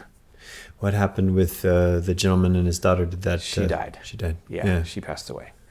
And that was like I said, a lot of real life. Yeah, a lot of real life. Highs and lows. We had people meet under our roof and get married. Wow. We attended their wedding. They're great people, all that stuff. So, 13 years, man. It's amazing. So how much longer after the buyback did things, stay solid, and was that? That was a year, gosh, that was 07, leaning into 08 when we were free and clear with our own stuff. I recently, 3 years ago, we lasted till 2016. So, that was kind of halfway, I guess, through our lifespan, maybe on the front end of things. Yeah. Got it. Yeah. So you had a long journey in the wake of that, which I'm sure had its ups and downs too. Yeah, but for maybe sure. not quite for so sure. We had crazy. And we don't have some to go. stories more fun than others. Yeah, for sure. It's all good. Lots of stuff. So talk to me about that. I mean, those are kinds of experiences that change you. That certainly give you a holistic look at how this industry works, from the inside out. And is that the kind of thing you could ever see yourself doing again? Like, totally. Okay. 100%. Yeah. Okay, good. So you're not afraid of it. No. It was, it felt good. Yeah. It felt really good. Yeah. It felt good to be a part of something that, people like a lot of people still look back fondly at their time at Supervillain, and we'll talk about a lot of those people still get together and hang out. Yeah. So that's a huge awesome. Victory, it's a huge right? Victory. And one thing that's so interesting as I move through this industry, I'm almost 10 years, pretty much 10 years in this industry, is just realizing how these relationships and this industry is very small, right? All those moments, like, they compound upon and will reflect in your future. And though the houses under which we're working, like, change, and that they shift, and you might find yourself working with teams or in other places, like, there's still this, even now, having left Blizzard, and many of my colleagues who worked at Blizzard working in other places, there's still this, like, this line, there's this tension of trust that's like, we've been in the breach together, we know what it's like. And it's like, I feel like at any moment I could pick up with them and we could keep going, because like, we know, it's like super cool. It's a really interesting thing to have been in those tense places, those sort of like really stress-filled, strife-filled, creative conundrums that you've pulled through together. It's like it's not a war, but it's like a fight that you were bonded to. It is. It's in those creative efforts. It's pretty amazing. It's real life, like I said. It's super powerful. People have lives. We just wanted to make sure that we always recognized that. You're going to get. Our policy was, come in, be a part of the team. We work with you to figure out what the target is for your task. And by the time that comes, have it done and make sure it's good. Right. So a lot of ownership. Yeah, and that's it. I don't care if I walk into your office 10 times a day and you're playing some other games, or doing whatever, or sleeping. I don't care. Yeah. You're a professional. Yeah. By the time Friday comes, if that's the goal, your thing's going to be done and it's going to be good. Yeah. And if it's not, then we have an issue. Then we talk, but it was, it worked out good, That's awesome. If your kid has a thing at school and you got to leave at 4:00, just see ya, go do it. Yeah. Whatever, I trust you. You can come back and do your thing. Yeah. That was cool. That's awesome. In the wake of all of like the story, I think like, I don't remember the timing, like the EA wife thing kicked off, and then now it's, all of the stories about the way people are treated in these big, giant, scenarios, and it's a lot less personal. And it's hard to do that at scale that way, I would think. These large companies and the scale problem is so, it's like a whole nother beast in some way. It's like really hard to... I really think you can still do it though. Like you could break it down into smaller and smaller groups and different levels of ownership. There's this moral piece. You could totally do it. Yeah. I think the thing that's fascinated me about the industry as of late, particularly as it relates to mobile and working with teams that are working in mobile, is like, there absolutely is this fascinating moral piece as it relates to your business. Take a company like Blizzard, right? They want to make $1 billion bets. Like, they're only willing and interested in making these $1 billion bets because they have a track record of it, and that's their size. Yeah, that's their need. They have to, right? Yeah. It's like, to do anything less is to be not successful at this point, which is a really like horrible problem. Yeah, genuinely not successful, right? Yes. If we don't make $1 billion, we cut off what didn't work so that we can try something else smaller and hope that we get that thing going again. It was kind of fascinating to be at Blizzard, and these amazing franchises like StarCraft 2, sort of living in the shadow of these massive $1 billion franchises. And yet when you look at this through industry eyes, you see a gem of a franchise, like a game that any other developer on the planet would just like cherish, right? Like, and not that Blizzard didn't, but when you juxtapose it with the kind of concurrent users and money and influx of business that's coming on these other games, it's like, I see why this is sort of the redheaded stepchild here, and yet it's so meaningful, and that will do a number on you because it's very real. Like, the business side of that picture is very real and it's super compelling, and it's the reason why business decisions get made the way they do. It's the engine that makes everything go. The people part of StarCraft 2 and the meaning and what it represents to people who love it is very real too. Yeah. So like, the tension of keeping all of that, the realness of both those pictures in balance is that is a very difficult problem. And I think that's why we see so much of this, like, greed, overreaching, or why don't you care? And people know, people on the outside, I think there's more information out there too. They know in their heart how they think it should work. Yeah. But they've not been in a position where they're told, you have 3 parts of a thing. One part is not working. You need to figure out how to make the other 2 parts last long enough to bring a new 3rd part along. Solve this problem, and the solution is always cut the broken part out. Yeah. Have these 2 thrive, give them their best chance. Otherwise, the broken part drags down everything else, and then you lose it all. That's just how weird to have a franchise like StarCraft to fall in the broken part category. I mean, in that example. At scale, right? Yeah, it's all scale. Like Overwatch comes out and explodes, and now that's the big thing. Yeah. And even Diablo is not the flagship anymore. Yeah. It's everything how crazy, else. right? Yeah. This iconic PC franchise, and everything that's spun up and washed out before it even saw the light of day.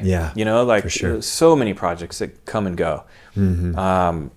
We used to, from an outsider's perspective, even in the development industry, like we used to always talk about like, oh yeah, if you have to, you just go get that Blizzard job and start planning your retirement, man. Right. You just kick back. Like there's thousands of people doing what you do, so it's going to be great. And it's just, it's all of that stuff carries through everywhere. Yeah. And this one last point on mobile as it relates to some of this conversation, it's interesting to work with teams who work in mobile because there's this it's almost like this, gravitational pull of the compelling business of mobile to affect your design decisions, your monetization decisions, because it is so lucrative. It is so compelling to do the thing that brings in the big money that to choose to not do that, to choose to prioritize designing a game that's fun to play or, not pay to win it's like, it is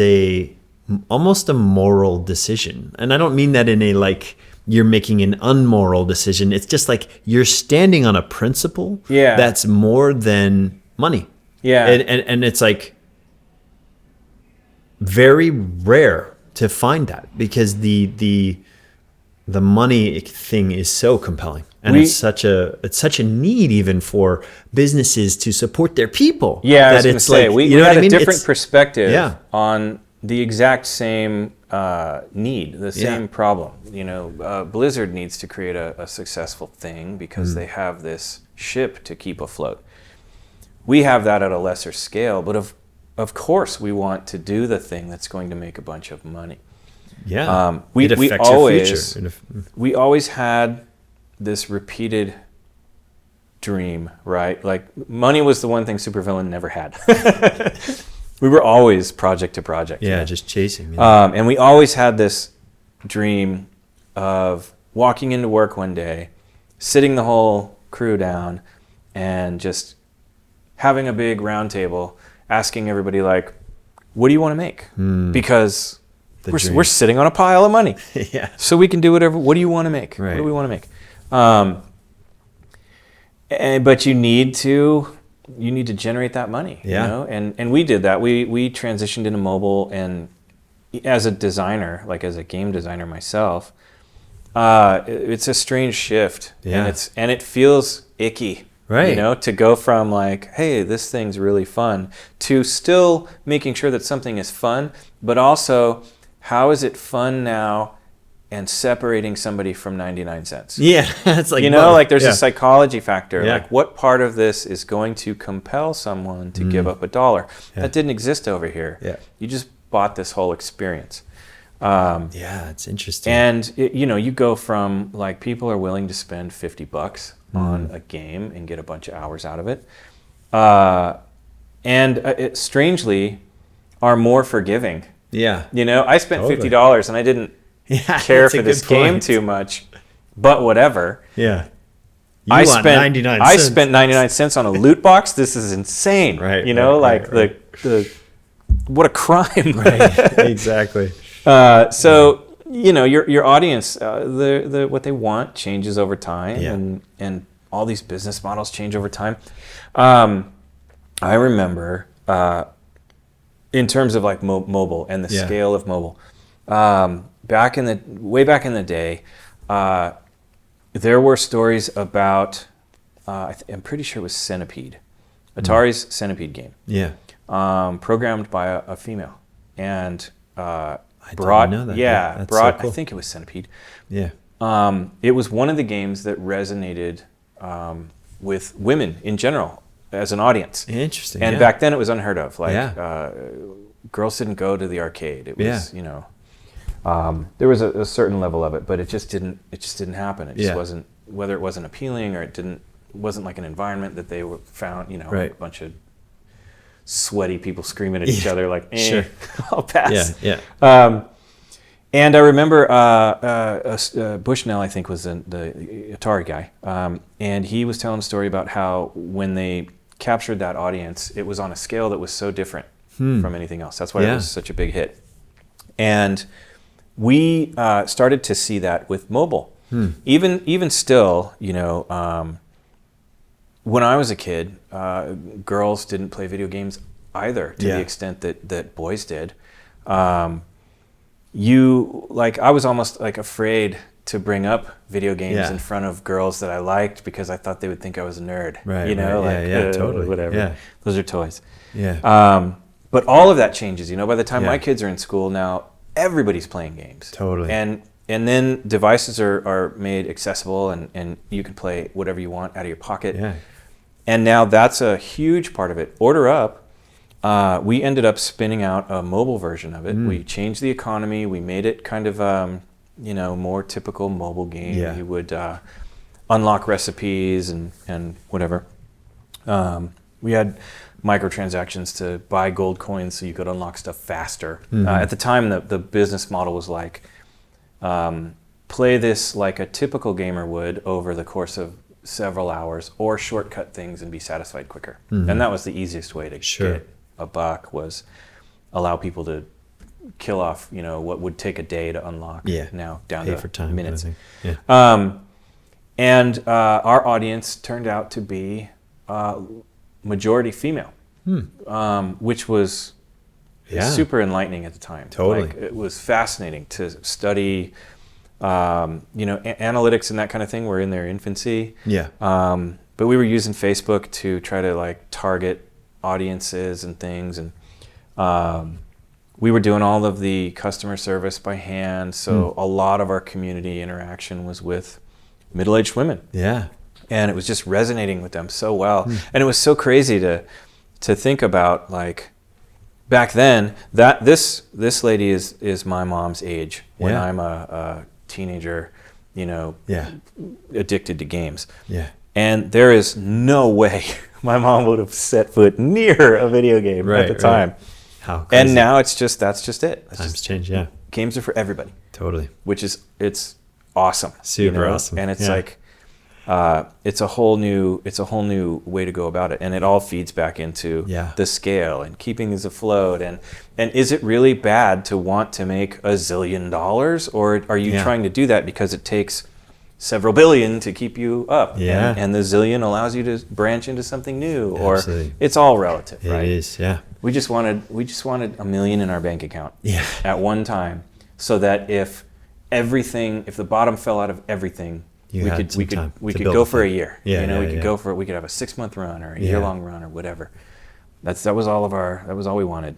No greed in that sense. Totally. Yeah. But it's all the same. Everybody needs to make, business needs to make money.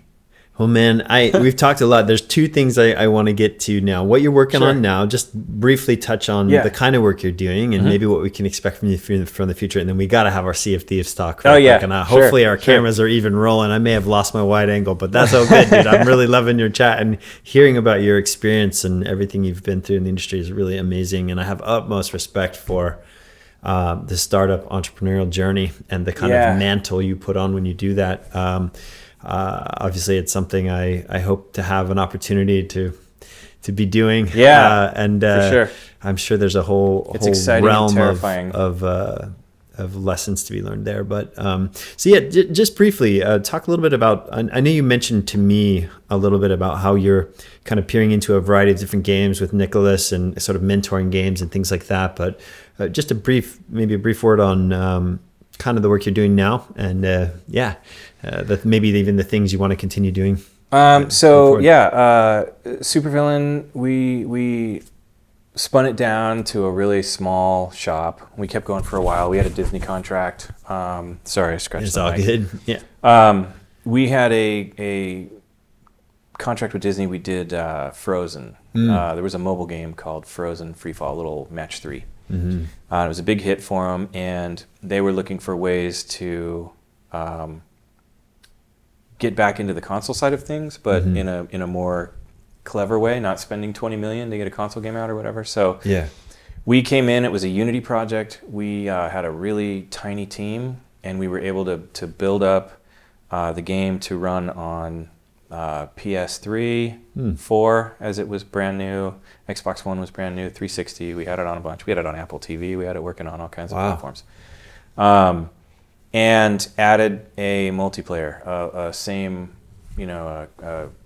couch co-op or a couch competitive multiplayer mode where you had two puzzle boards, and the characters would, based on how you played and did build your power-ups and everything, they would throw snowballs at each other, and it was cool. Fun. We built all that up, and then Disney's Infinity thing kind of squashed. They canceled Infinity, and that was the end of their effort on consoles again. And so we were kind of left here again, looking for something to do. We had expansions lined up that we were going to do, and that all got cut off. Man. I ended up talking to a few different groups about trying to either bring money in or sell the company and keep everybody working. Excuse me. And Nicalis came along. Nicalis, we were working on they gave us a project to kind of bridge the gap. I had a long history with the people that ran the company. Yeah. And all the way back to Virgin. Yeah. And so we were working on that. It was, again, a puzzle game. It was kind of up our alley at the time. During the process of that game, it went from kind of being aimed at being a small mobile project. They hadn't done mobile. They were not real excited to get into that space. So they took it from mobile. They were going to get it up on Switch. At the time they were in early on Switch. They had good relationships with Nintendo. They ended up acquiring the company, the team. I see. I spun the company itself down. We moved the team over, project over, whole 9 yards. And I became the creative director for Nicalis. Got it. And this helps me understand why the retweets from the Supervillain Nicalis. Suddenly got it. And then Nicalis, made their announcement. We've acquired Supervillain and another developer at the time. We kept working on the game, which ended up becoming Crystal Crisis, which came out on Switch 6 months ago or so. Yeah. I went over there. They were just starting to expand what they do. They were focused on Nintendo platforms for the most part. Sony, right, they got an early start on Switch, right? I remember that being kind of like their niche. Yeah. So the one thing to take away from that too is they are hardcore video game fans. Yeah. They have lived and breathed video games their whole lives. Yeah. So they wanted to get back to video games. Kind of lost that toy-like quality when physical fell by the wayside.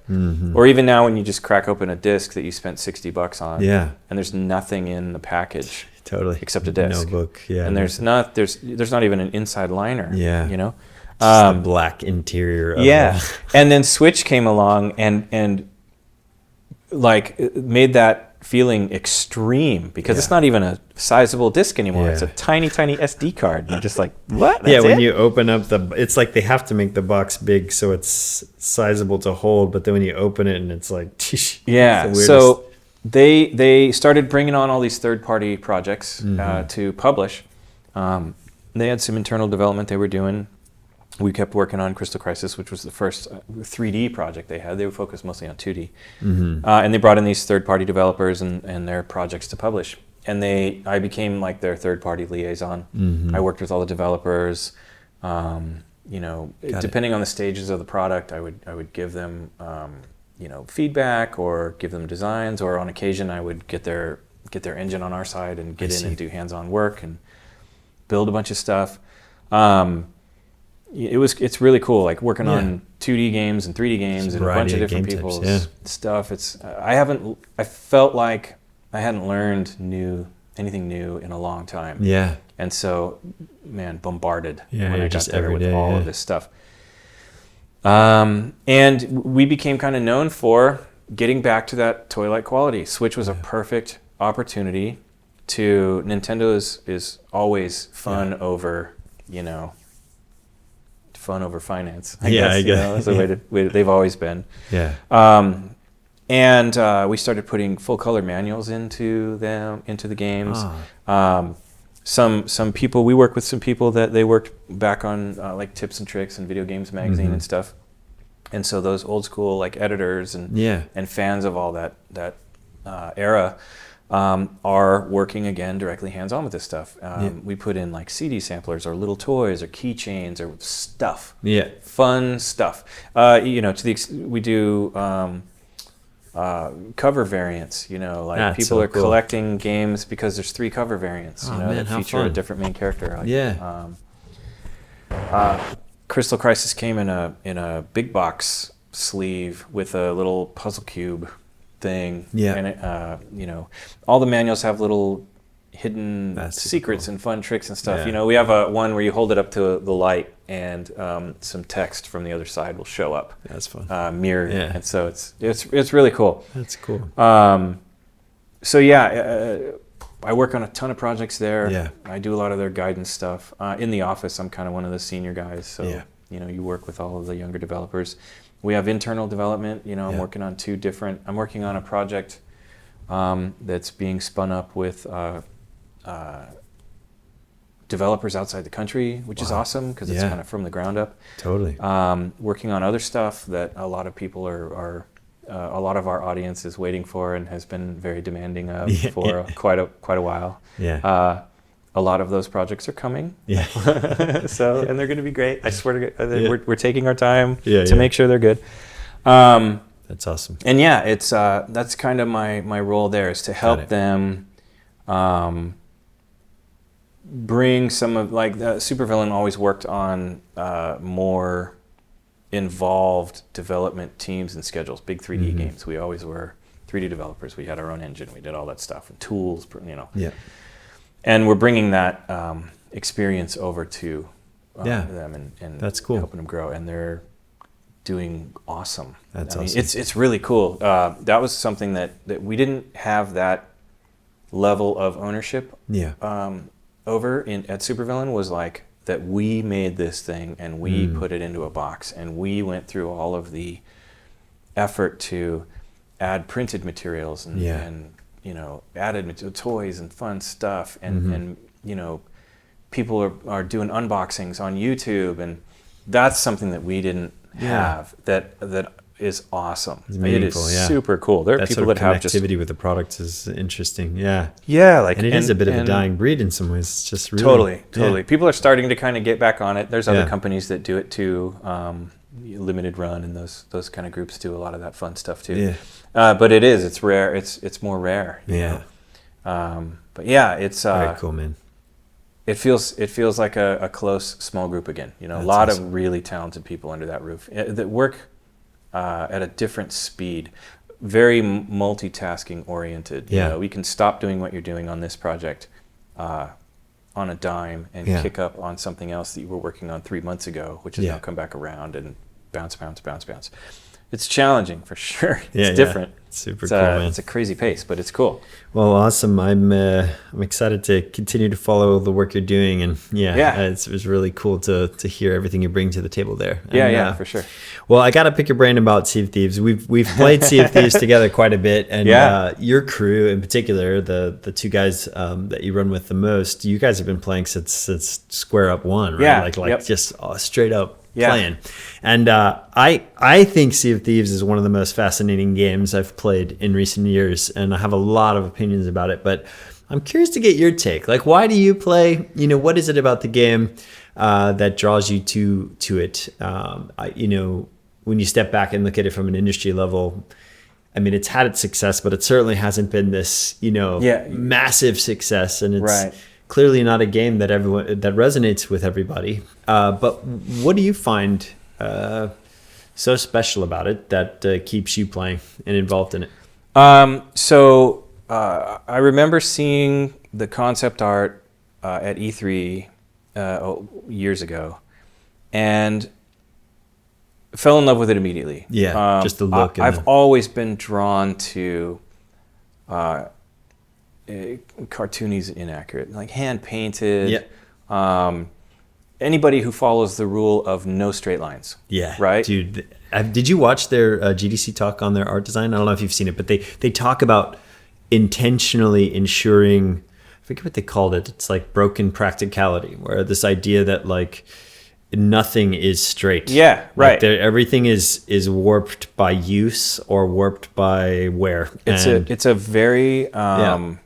very Disney quality. Yeah. Right? Like I think Disney way back, maybe didn't invent it, but brought it to the mainstream and made it respectable, right? Like you wouldn't even think to go to an animated movie until Snow White made it a thing.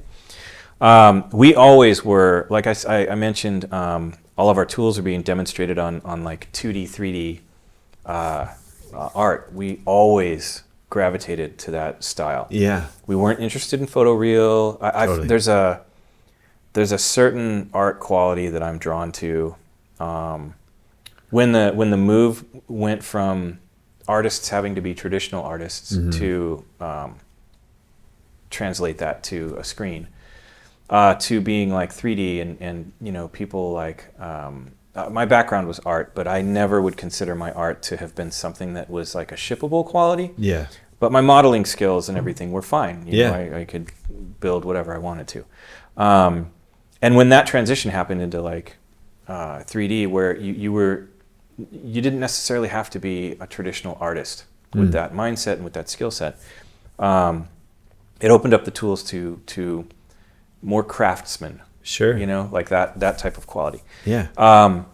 A lot of things started becoming photoreal, and it was a race to make the most realistic graphics, right? Even Tony Hawk, all photoreal, lighting has to get better and better. Yep. You lost that. Again, I keep going back to like that toy-like quality. It's almost like more timeless. There's a timelessness to it. Like and we had always pitched our stuff in looks like that because they were more. We could do them. Yeah. We could build games at scale with looks like that with teams that were smaller because we could hire fewer very talented traditional types who could translate to those shapes. Versus having to really dial in on, you'd hear stories about people coming from EA on these big third-person or first-person shooters and stuff, and their role was like, I'm the guy who does bushes. Right. That doesn't sound appealing to me at all. At all. Yeah, we had really talented animators, and you asked them what they did, and they're the one that just made the gun do that. Yeah. Like, oh, man. It has its place, but that was never what I was drawn to personally, or the people around me. That was when we built. I saw the concept art for Sea of Thieves, and I immediately fell in love. Like, this is Pirates of the Caribbean, the game. And immediately was drawn to it, and then played a demo at E3, and it was cool. It wasn't quite there yet. But the more footage I saw of Rare and the team that were talking about it, the more I saw it was really kind of a mellow, fun place to go. Games at the time, Overwatch, trying to watch Overwatch for me, and a lot of people, esports and everything, watch stuff like that. I can watch people play certain kinds of games, but then like some of them are just chaos. Yeah. If you're not in control of what's going on, it's so hard to get your brain to attach to this thing that's moving 1 billion miles an hour, cutting between a bunch of other people. Yeah. I completely understand. I talk about how I think Overwatch is a very, very hard esport. It is. It's a strange thing, right? Like when you compare it to a normal real world sport, all of that action is happening in a single frame. Yeah. And it's developing in a way where your brain and your eyes can process all of it at once. Yeah. Because there's always typically a focal point. Yeah. You know? In a game like Overwatch, not only is it you don't tend to be watching one character go through all of this. They're cutting constantly, and cameras are everywhere, and everybody's doing something at the time, and it's hard to see that develop. And a lot of people can totally appreciate it, and that's fine. I remember watching StarCraft that way. So, but where I was going was a lot of that stuff became like chaotic. And for me, I've worked on games for so long.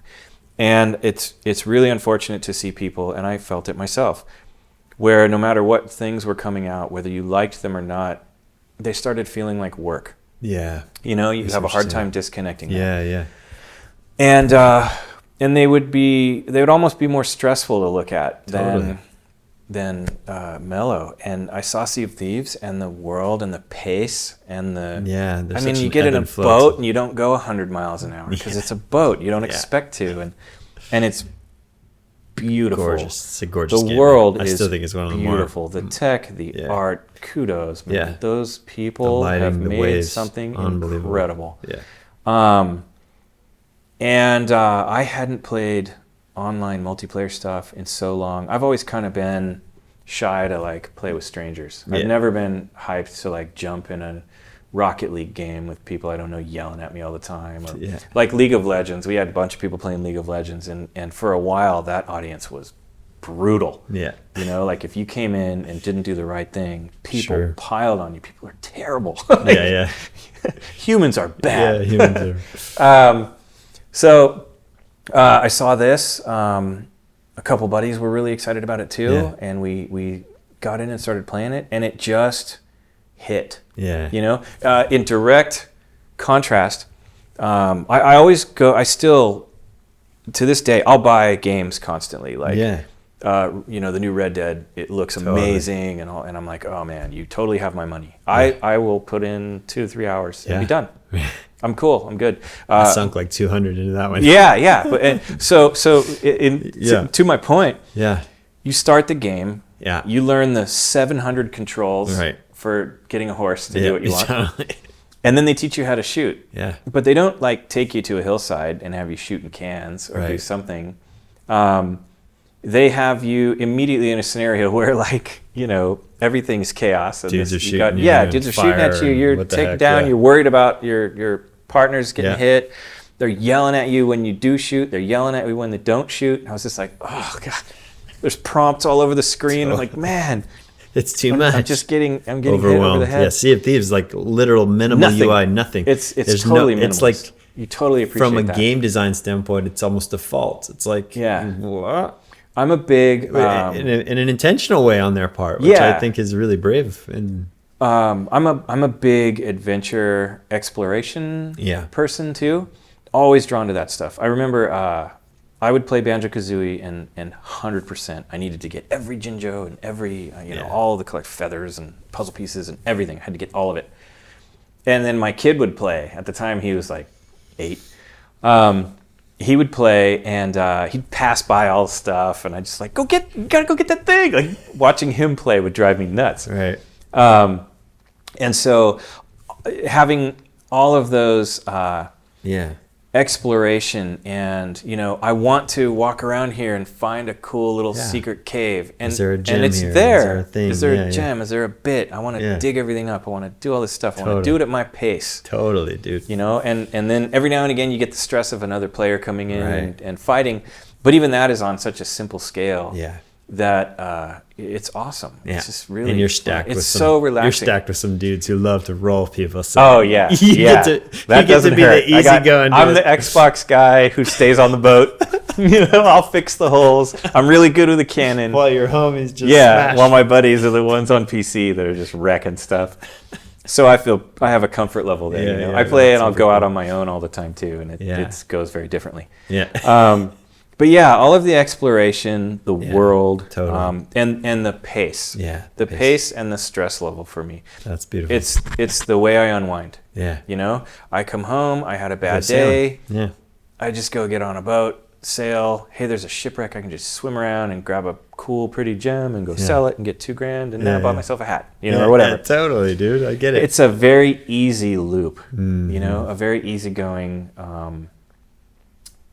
adventure loop. I can go to the same place, and they're expanding it. They're doing a great job of. Oh man, they've had so much. Adding. It was simple to a fault, I think, when they launched, which is just a product of like, we have to get something into people's hands, or they stop. A lot of times audiences they'll lose patience and say like, oh, it's not coming out. You suck or whatever, and they'll go away. And that's the fear, is that if we work on this thing for too long to get it to the point where we really want it, nothing's ever where you really want it. But if we get it to the point where we really want it, we will have lost all of the interest.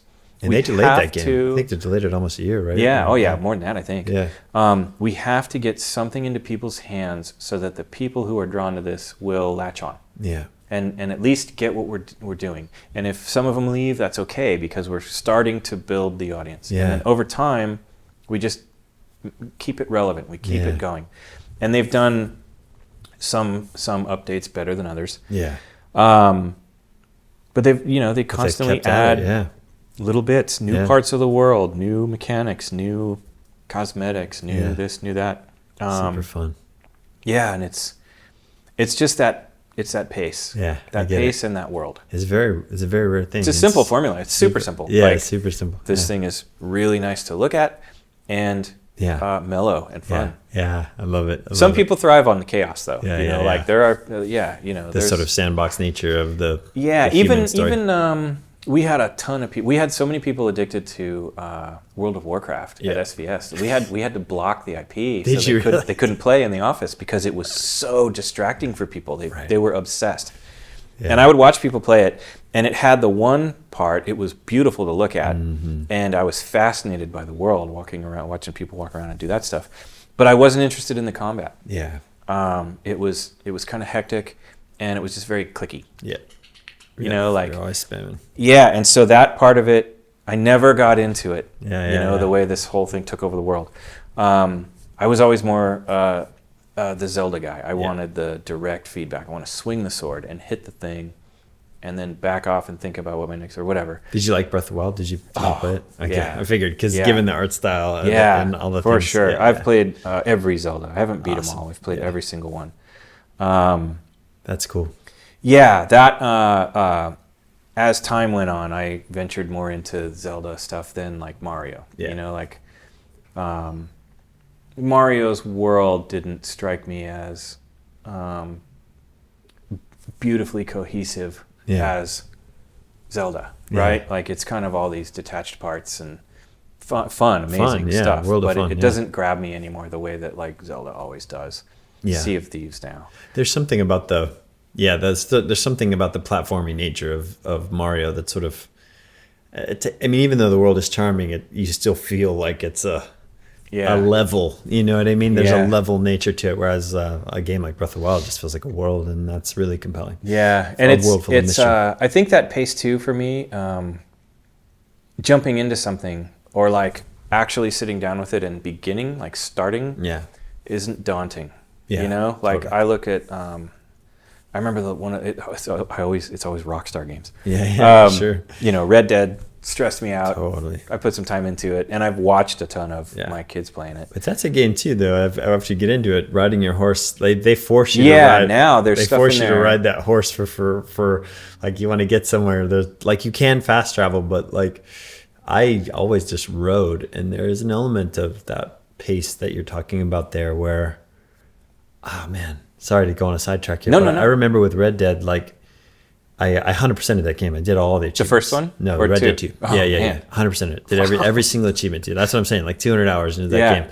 But I remember the moment as I was moving through these achievements where I realized, oh my gosh, that bird's not just a bird. That's a tanager. Yeah. That's a Baltimore Oriole.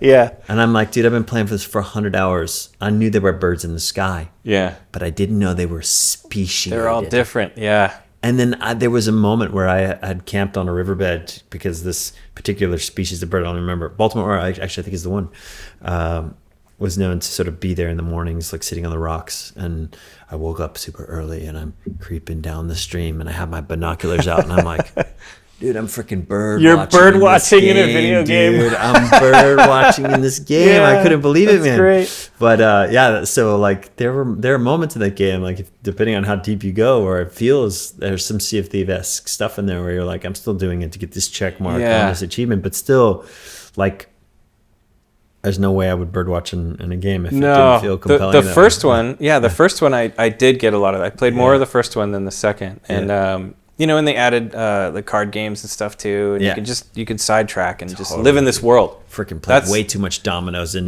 Red Dead. That's what I'm in. Is like if you can just live in this world, then that's cool because awesome. Your brain disengages and you're in there, and it's awesome, and it's just as engaging as things were when I was a kid.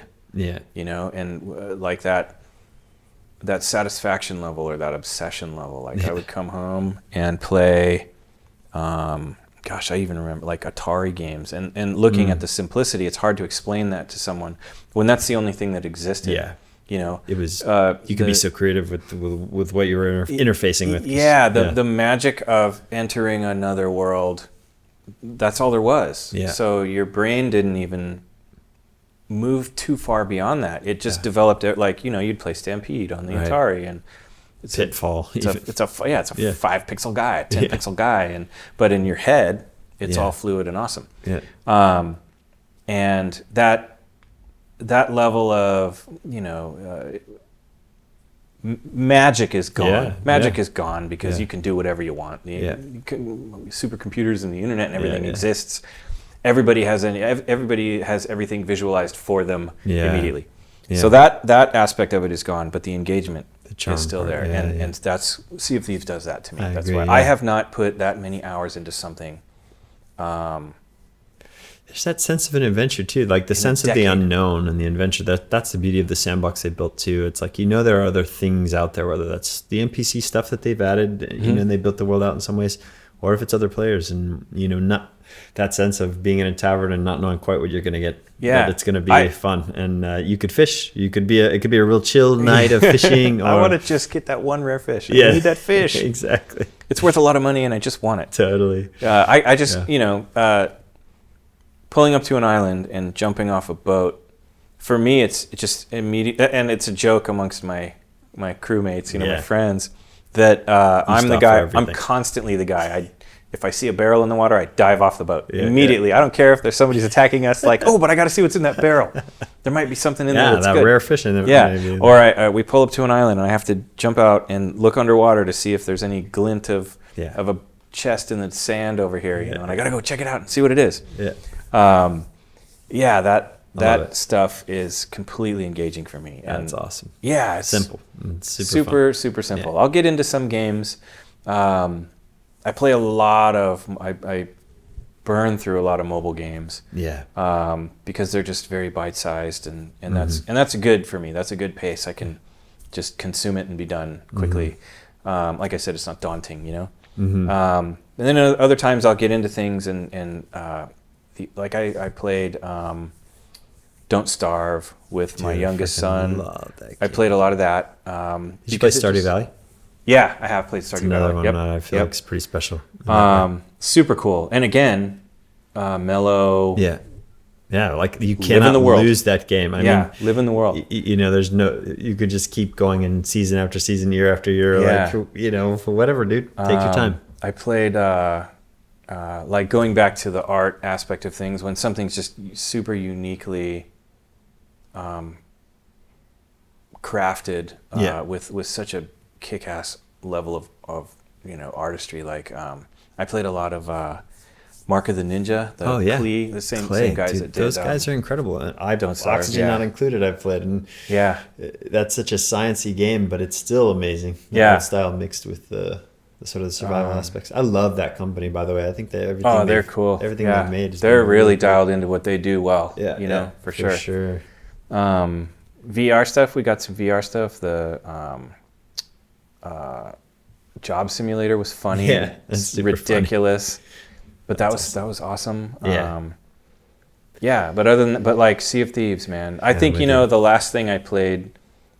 Sea of Thieves is now since eclipsed it, like just in terms of the amount of time I put into it. But the last thing I played like that was Skate. Tony Hawk's biggest competition. Yeah. That's the last game I 100%ed. Wow. 100% of that first one. Did most of the second one.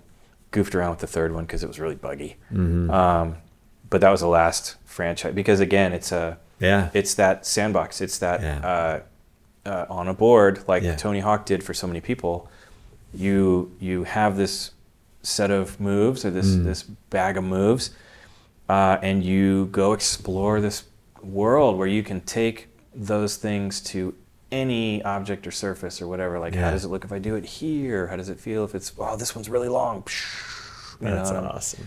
Just fun. And it's just different. This one's curved and I can hang on to it and zip all, That's cool. That was another one that I love it, man. For the same reason. Yeah. Didn't have the art was fantastic. It was incredible looking, but it was a photoreal thing.